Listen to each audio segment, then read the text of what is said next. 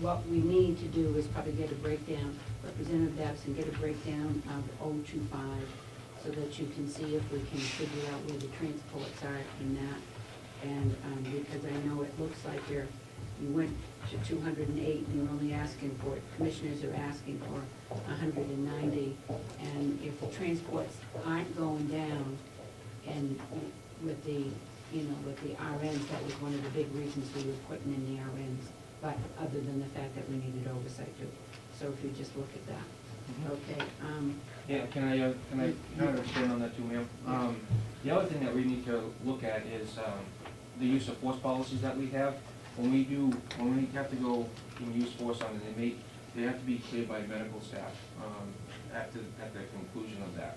And that if I have to put somebody in a restraint chair, handcuff them, things like that, then by our policies, they have to be cleared by medical staff. So I don't know how efficient it is to put them, take them out of the chair and let them sit for a few hours before medical staff comes in on the off hours when they're not there. So these are just some other things to consider when you're talking about expanding the workforce. Okay, and at the point when you, the policy that you have in-house is that they need to be cleared, is that a national policy jail-wise, or is that just something here in Carroll County? No, that's standards. Standards. That's ACA standards, yeah. Okay. New Hampshire doesn't have county corrections facility standards. So we kind of rely on the ACA. Yep. Okay, good enough. Representative, you have another follow-up on that? Yes, if I could. There was the question of overlap. How many hours on a given day is there overlap of personnel? And number two, if your issues happen with use of force and so forth, and things happening at all given hours of the day, is our fourth personnel that we're looking to bring on going to work from midnight to 7 in the morning? That's my anticipation, yes, sir. I'd like to have them, what I'd like to do is to get rid of the overlap. I'd like to assign the 4 nurses 1 2-week shift. We're on 14 right now. Thank you. And that's what I would like to do. Okay. And can I answer your question in regards to the overlap?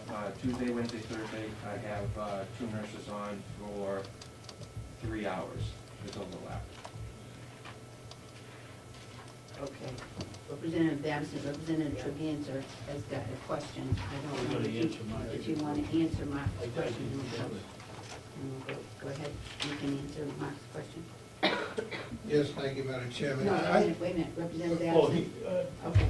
All right, Representative Trevisan. All right, Representative Trevisan. Just that with regard to attrition, we had spoken about the fact that we have 2 RNs, and Representative Fleck had said earlier about, it could be years before one of them had to move on. But what if one of them was given first right of refusal of any job that opened up at the nursing home? Because I know we're talking about people who've served the county honorably, and I just thought that was something that hadn't been brought up before. And then, just an aside to that is that we may decide at the subcommittee level and delegation level that that's a good idea. However, we really aren't in, that's not in our authorization. We can suggest that, but in the end, the nursing home and the person that's going would have to determine whether or not that was something good. It's something we can suggest, but we can't require that that be done. So okay. Okay, so that's my suggestion. And then the other suggestion, which is more of a request, is what Representative McCarthy had requested 2 meetings ago, because I know that you're going to be getting back to Representative Algren about the formula for the jail expenses. Representative McCarthy had asked that a presentation be prepared if the jail were required to cut 2% in expenses. What do you as superintendent view as something that could be cut? And then you had told us at the last meeting, you said you didn't think there was anything that could be cut. And I know that, just that, you know, you're dealing with people who need to be restrained and everything, but I do think there are places to be cut. I mean, even just on Thursday, it popped into my own head that the culinary instructor who's earning, I think, $22 an hour, I mean, that could be cut back to $15 an hour. So I do believe that there are still places that could be cut. So I would really appreciate if something could be prepared. And even if it wasn't 2%, let's say it was 1%. I mean, I just think that the way the taxpayers are struggling in this county right now, we've got to explore every angle we can. So I would appreciate some type of presentation at the next delegation meeting. Okay, I have a thought, and I think that we need to, I was gonna bring it up later, but we really are in the middle of the discussion about the nursing and the nursing staff. However, on having the departments come and give us brand new, or suggestions on how to cut 2%, if the delegation wants to do that, I think all of us have to vote to do that. However, remember that the budget is already down Concord. If we are in the process of going like this, if we, at the end of our discussion, don't like the bottom line, we as a delegation can say, you cut. And I know that I had emailed you to say that you need to cut 2% off the bottom line of whatever. And then what happens is the commissioners, working together with everybody, decide what's going to do. Trying to get that information now in where we are in the process would make it that we may, you know, they may be spending more time on budgets than they are looking to do their own job. So I would like to have a discussion about a 2% budget cut, but I'd really like to be able to get back to the nursing home. That's my feeling on the 2% budget cut, and we'll be able to do that. Now I have Babson, Knox, Fleck, McCarthy, and Merrill. Now I know you wanted to go. Is anybody that is still there want to talk about the nursing staffing? Okay, Representative Merrill and then McConkey. Thank you, Madam Chairman. My only comment, and I guess it's a general observation, I was on the jail subcommittee also, and the committee spent an awful lot of time discussing just what we're discussing. And we looked into most of these things, and at the time when Representative McCarthy came out with a plan, I think we all pretty much agreed that it was a good one, and I believe that the people from the jail also agreed it was a good one.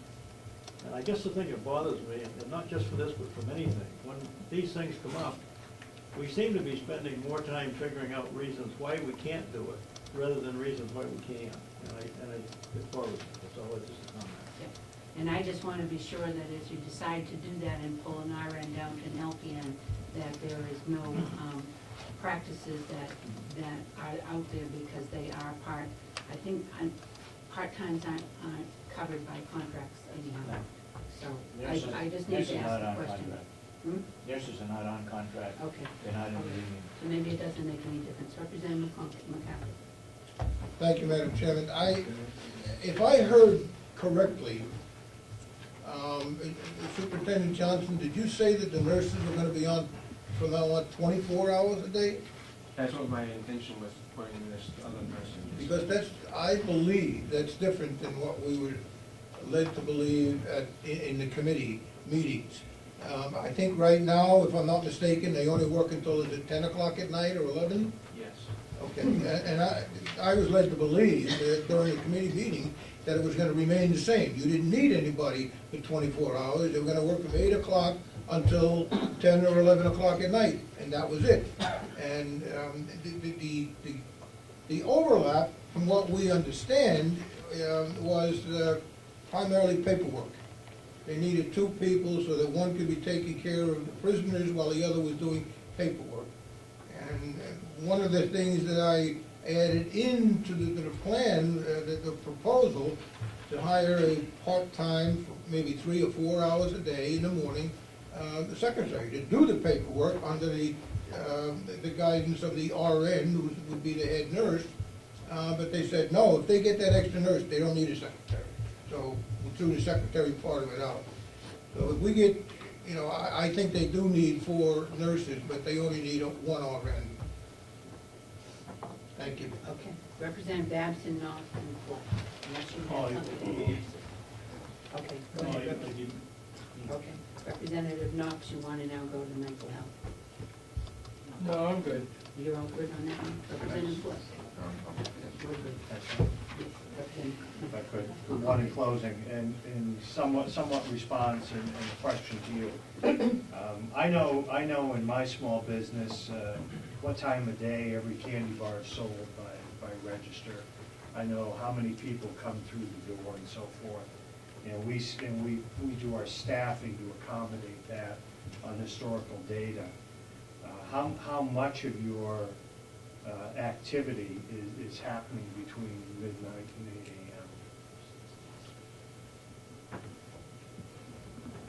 I wouldn't say. You have to answer today, but I'd like to know that. Okay.